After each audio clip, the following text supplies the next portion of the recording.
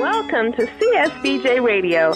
CSBJ Radio is the premier online business talk radio show in the Southeast. CSBJ proactively connects, informs, and engages its listeners in all aspects of small business. Discover the entrepreneur in you with CSBJ Radio. Now, here's your host, Greg Wilson. Good evening and welcome to another edition of CSBJ Radio. I am your host, Greg Wilson, the owner and publisher of Connections Small Business Journal. You can find us online at www.connectionssbj.com. Again, that is www.connectionssbj.com. And at the end of this podcast today, we're going to list that website address again for you to contact us. You can find us on Facebook, of course, facebook.com/Connections SBJ. Today's podcast is being brought to you by Tasty Cookie Company. Tasty Cookie Company, located at 4405 Armour Road. Their telephone number is 706-221-8229. Yes, they sell cookies. Yes, the cookies are delicious. But if you're looking for something maybe a little bit different, if you're looking maybe for cookie gift boxes, cookie gift bags, maybe you're running a fundraising program and you don't want to do the traditional donut sales. Well, guess what? Tasty Cookie Company has cookie dough.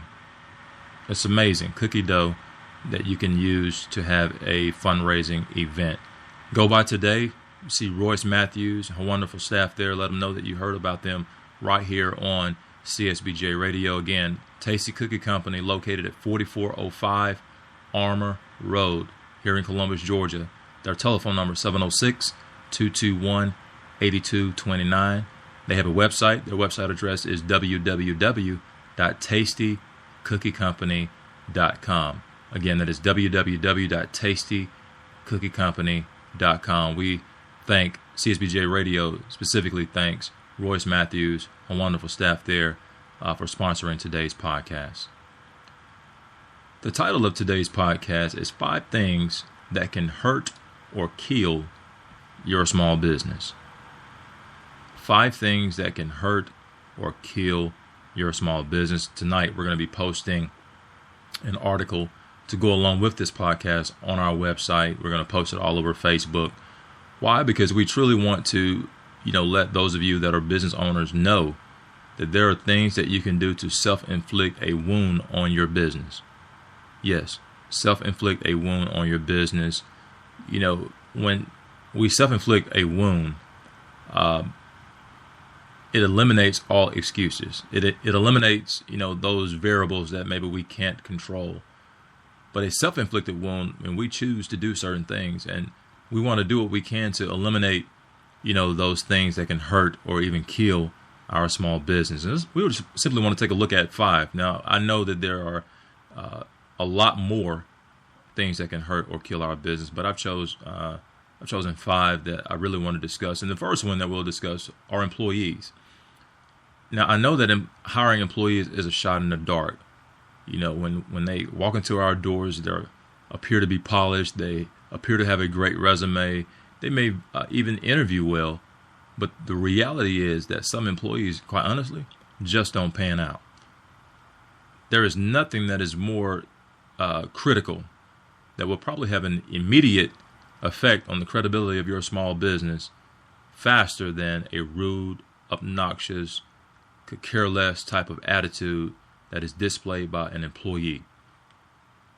Now, we need to make sure that when we choose to hire certain employees, that they have a long history, and I would dare say even a demonstrated history of customer service experience, a demonstrated history of stability in providing great customer service. Now, if by chance we choose to hire someone and this individual does not pan out, we literally have only 2 options. Option number 1, train that employee. Put that employee through some strenuous customer service exercises. Put that employee through some attitude adjustment type training. But the other option that, quite honestly, some of us may be afraid of, fire them. Yes, fire that employee. we're living in a very bad economy right now. Jobs are hard to come by. Yes. So those that hire employees, the employee that you hire, quite honestly, should be thankful for having a job. They should want to perform for your small business. And if they do not pan out, yes, I said the 4-letter word, fire.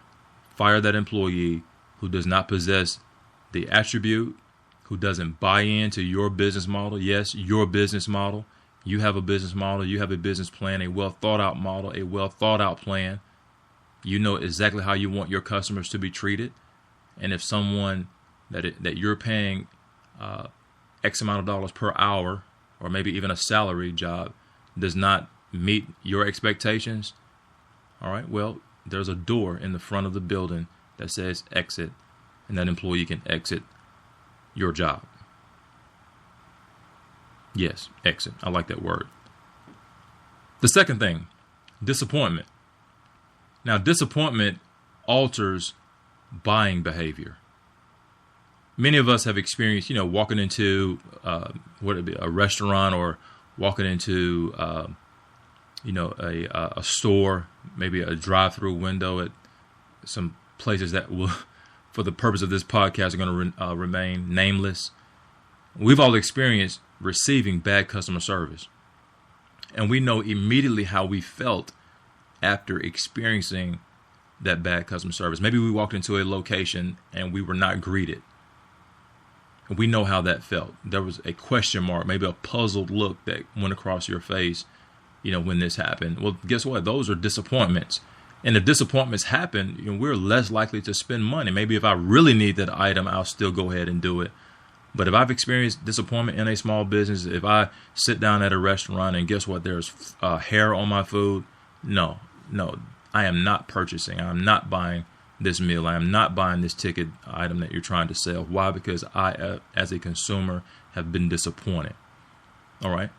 So just as much as we feel disappointment, well, guess what? Those people who walk through our doors also can feel disappointment.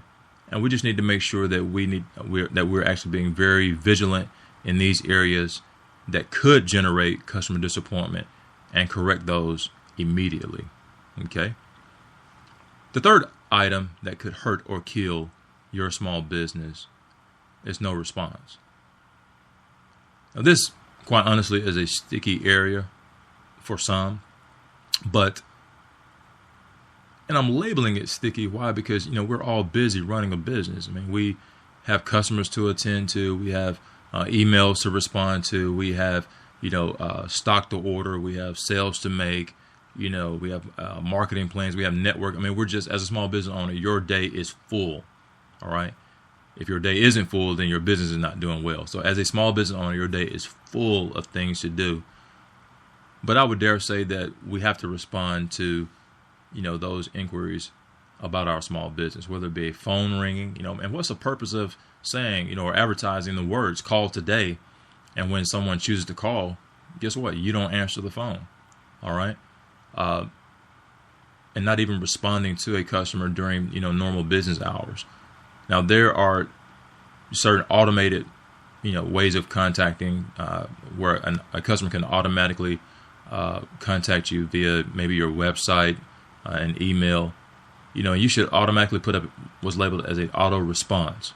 All right. So if a customer emails you, a couple seconds later, that customer that has emailed you should receive an automated response from your internet provider, from your website provider as well, with the words that you put in it. You set a time frame. Hey, I'll contact you back within 24 to 48 hours, and stick to that. Okay. So if you have set their expectations with the auto response, let's not allow the time to expire without responding to those customers during the time that you have actually set up. The fourth is a loss of enthusiasm. And a loss of enthusiasm, and going back to employees, probably are, harmonious in a lot of ways. But are you, as a business owner, are you actually enthused about being in business? Are you pumped up? Are you excited about being in business? Are your employees, or those who represent your company, are they just as enthused as you are? Well, if you personally have become disconnected with your business, if you personally are burned out, from making cakes or doing whatever, well, guess what? When a customer walks through your door or a customer has that interaction with you, they feel the exact same thing. They feel your lack of enthusiasm. All right. They feel your employees' lack of enthusiasm. And we need to be sure that we've, corrected those things. I mean, we've all pulled up to a drive-through, window, and we've heard the little person, through the speaker really sound like they wish they were not at work. We know how that made us feel. Like, wow, I really don't even want to buy. I feel depressed or something. We've experienced those things. So we need to make sure, again, that we are actually enthused about being in business ourselves.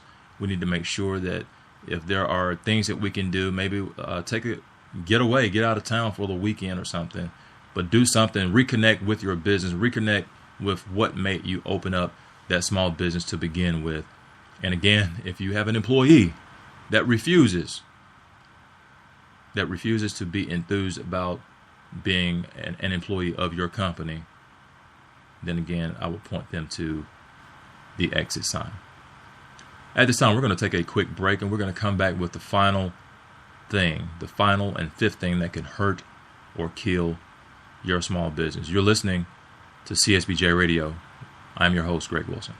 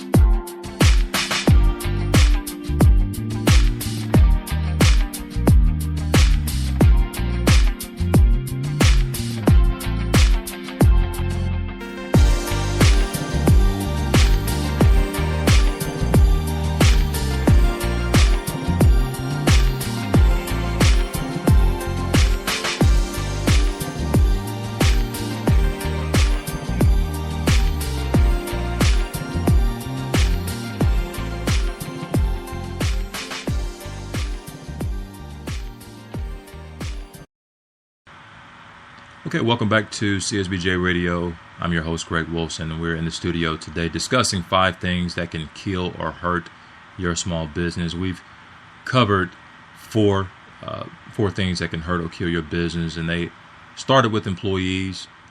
We talked about disappointments. We've talked about, no response giving. We talked about a lack of enthusiasm. But the last and final area that we want to discuss today is a relatively new area. All right, with the explosion of social media, with the explosion of a lot of social media sites from Facebook to Twitter, Pinterest, LinkedIn, Foursquare. I mean, we are just inundated with a lot of social media, access. So I'm labeling the 5th thing that can hurt or kill your business as your online reputation. Online reputation. What you choose to do, what you choose to say in the privacy of your own home, or the privacy maybe even of your existing social media page, honestly, is your business. However, when we choose to post pictures that, quite honestly, are not business related, selfies, pictures of, your favorite, alcohol-filled drink. We really don't want to see those things, not as it relates to your business.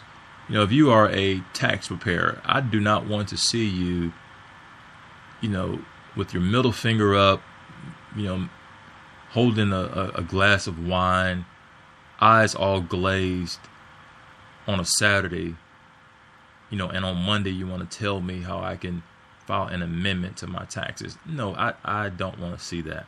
So your online reputation is critical. We are judged in many cases by our online reputation. If someone is going to choose to do business with you, now we have to realize that our consumers and potential customers, I mean, they're becoming more and more internet savvy. Before a customer walks into your location, they're maybe searching online, they're looking at your business social media page, they are maybe clicking on your name that's associated with that page. And they do not want to see those different things. I promise you they're going to be less likely to walk into your business and do business with you if, again, we are not watching our online reputation. Personally, for me, I've made the decision, and I do have a personal Facebook page, but everything that is on my personal Facebook page has a business tenor to it. So even you may come off of my business page and you may click on my name, Greg Wilson, on Facebook. Well, guess what? You're going to see pretty much a consistent theme going here. Now, my Facebook page for my business does not state, the movies that I like, or, my favorite book to read, or, different things like that, my favorite hobby. The personal page does. And even with that, you can choose what you put out there and what you don't put out, or what's not seen. But we need to make sure, again, that we're not posting certain images that we're not doing, or even talking about maybe even controversial topics. I really think that we should shun those areas, as a small business owner. If we don't agree with the new Obamacare, I shouldn't be on social media, ranting and raving, about, the fact that I don't like Obamacare, when there are 10 people outside of my door that maybe do like Obamacare, that wanted to do business with me, but now their decision has been tainted. Why? Because of my online reputation. So again, we need to make sure that we are watching our online reputation. We've all seen those pictures. I call them the club shots. When you're standing in front of that little background, and even certain quotes that we choose to put up. Let's just be careful and watch our online reputation. All right. So post material. Choose if you're going to post something about yourself. If you're going to choose to post images related to your business, well, do just that. Post material that is centered around your business, somewhat entertaining, yes, but definitely not demeaning to you or your brand. These, again, are the 5 things that can hurt or kill your small business. They are, again, employees, disappointment, no response, a lack of enthusiasm, and the final one that we talked about today was our online reputation. We, again, want to be very cautious and watch our online reputation. We want to make sure that we are enthused. We want to be sure, as we discussed with number 3, that we are responding in a timely fashion to our customers or potential customers. We want to make sure that we don't leave our customers disappointed. If we've promised the moon, then they need to have the moon. And finally, again, the very first thing we discussed were our employees. Make sure that we are hiring the right talent. And if this talent that we've hired is not panning out, then I've already pointed them to the exit sign.